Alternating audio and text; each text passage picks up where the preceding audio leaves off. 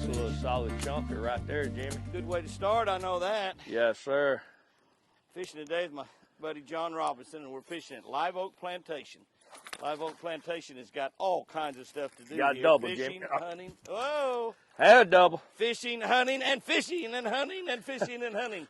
Golf, great food, great accommodations, great people. Oh, and what a great way to start today, John. Yes, sir. Nice one. Nice one. Hey, quit that. Oh, yeah. We won't make a TV star there. Nice fish, Jimmy. Wait, look how healthy that fish is. Yes, sir. A little early morning sugar. It's just basically right after daylight. And John actually guides here at Live Oak. And they've got professional guides that take people out in big boats like this big Ranger boat and have a great time here. And I had another bite there. There's some fish right in front of that. Yep. That's a spillway or something right there where they can regulate water. See that? You got one? You got him. There's a lot of shad right here. I saw a lot of shad on my locator, and I changed up, Jimmy. I went into a little crankbait on you. Yes, sir. You catch them. A little deep smoothie. Yep. You catch them on that blade. I said, you know what?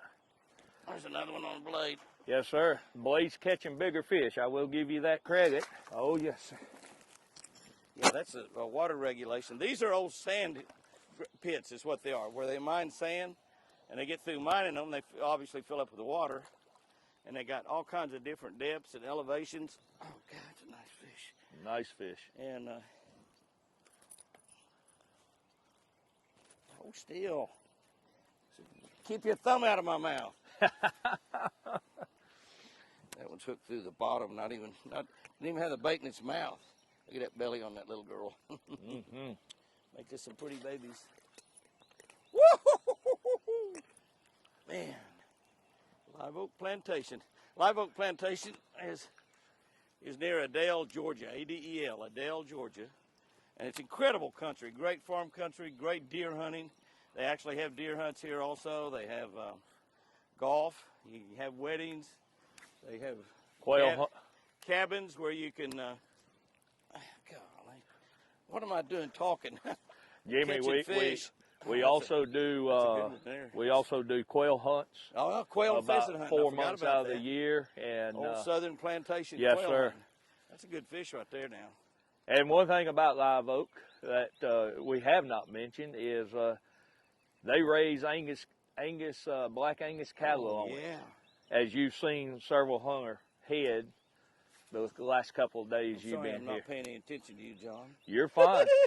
you got more important stuff on the line. I get it. Better. That's a nice one right there. Yeah, look at that. Oh, man. Red Man spinnerbait. This spinnerbait I'm using. And John's got a little Lucky Strike crankbait on, a little deep smoothie. This spinnerbait is our old retro spinnerbait. I won 2 BASS Angler of the Year titles on this. It's a Red Man spinnerbait. It's got the old rubber skirts on, before they had silicone skirts. It's got a safety pin bend, and here's the key. Short wire. You see how short that wire is? So that thing vibrates back and forth. A single 4.5 Colorado blade on it, and it's a 3/8 ounce bait. We don't even make it in other sizes. Now, it's a full ½ ounce with all the hardware. A 3/8 ounce head, and I mean, it's just like the fish that are alive today. I've never seen that bait. My golly, that little deep smoothie is working pretty good, isn't it? Yes, sir. Right now, everything's working right here. Oh, yeah, we could throw worms in there and catch them, too. You got one. What is that? Is that a bass? Yes, sir. Like something different. No, that's a bass that's got attitude. That is a bass. That it's is got a a bass. that's got attitude, Jimmy. For sure a bass. He's got attitude because he's got a mouthful of smoothie hooks. He does have a mouthful of hooks there. Well, I'm guessing that there were fish back by. This is an overflow right here. I'm guessing there's going to be some fish up here for this as well. Nice little healthy bass. Beautiful fish. Live Oak. There was one. I missed him. Oh, wow. He came from in Yep, I saw that. He come from in the bank and going out.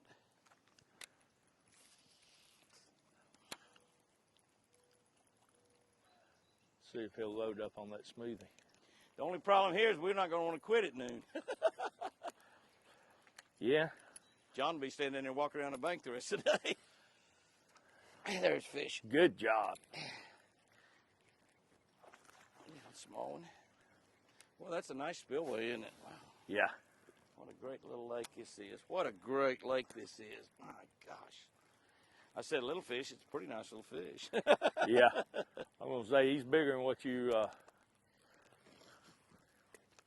Nothing wrong with that perch. Woo-hoo. I'm catching all these fish running this bait up on top of the water. A lot of people call it rippling the spinnerbait. I really don't call it that, but what we're doing is run that blade up where it's just like the blade is just under the surface. And now you can do that and leave a wake or not leave a wake. You see right there, I've got it up on top. I'm leaving a wake, and that's fine doing that. The blade, of course, creates noise. It's a sound. It puts out a real high-pitched sound. We've had them in tanks with underwater speakers on them and listened to them. It's a real high-pitched sound it puts off.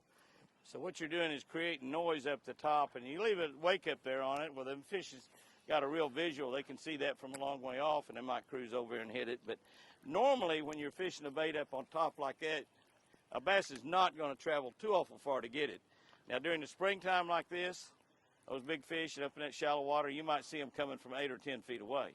See a big old wake coming at the bait, you know, and that happens. But normally when you're fishing that bait up like that, you want to fish close to your cover and get that bait in there just a few inches away from whatever you're fishing around, a piece of brush, a rock, a wall.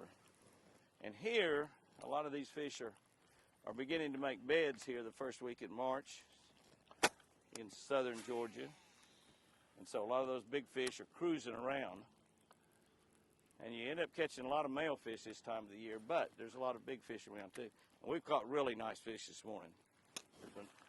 You see that? That was a 2.5 or 3 pounder. And that fish did not get hooked. When I set the hook, it didn't get hooked, but when it felt that hook, it jumped out of the water and swam off. Man, that fish, I saw it coming from 2-3 foot away, John. Yes, sir. I mean, that was beautiful. That's a nice one, too. That's actually a little bit better than the one I just lost. Might have been the female out here off the bank a little bit. Yeah. You might have had the male up there. Yeah. Isn't that pretty? Isn't that pretty? Beautiful fish. This is so much fun. literally fixing. Perfect throw. Literally fixing pull it. Acts like a pretty nice one. It is a nice one. Literally fixing pull it out of the water, and he come up. Get right on your rod tip. Yes, sir. I literally did like you did yesterday. I put the button and let him have some That's line. exactly what you got to do. You get them up close. They push that button down. Give them some line where they won't break your line. A lot of times, most of the time, won't pull off. That's a good fish there too. That's a big old male. But that's a really healthy big fish. Need some needle nose? Yes, sir. Thank you, baby. Ooh. Ooh, you've got 2 on there? I may have 2. Holy cow. It looked like I had 2 when it first came up. No, you got 1. I only got 1. That's funny. That's funny. That's a nice fish.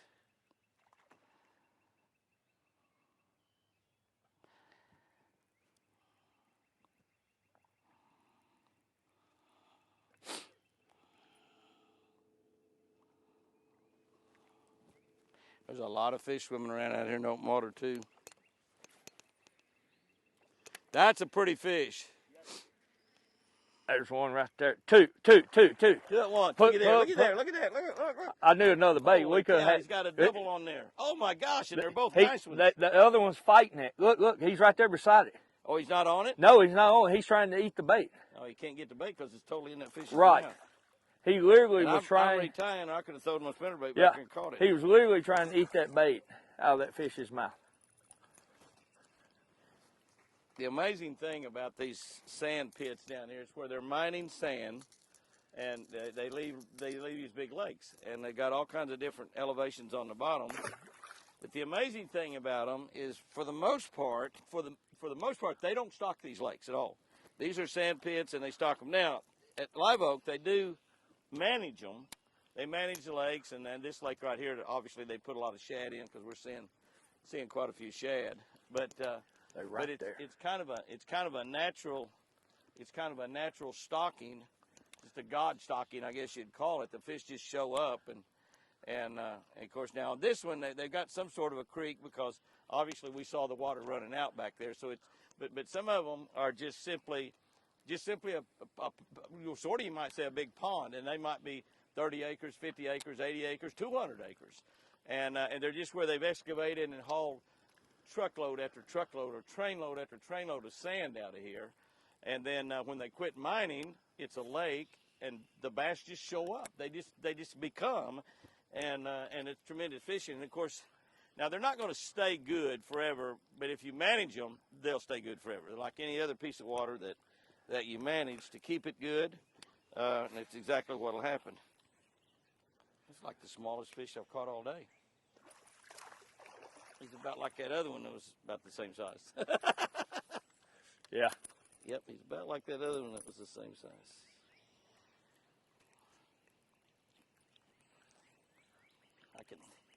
Oh, one eye there, looky there. You got to throw on this fish. You got to throw on this side of this fish to catch him. If you throw on that side, he can't see it. True point. Now, true point. A lot of people think you're messing, but that's a true fact. Call him out up behind us, Jimmy.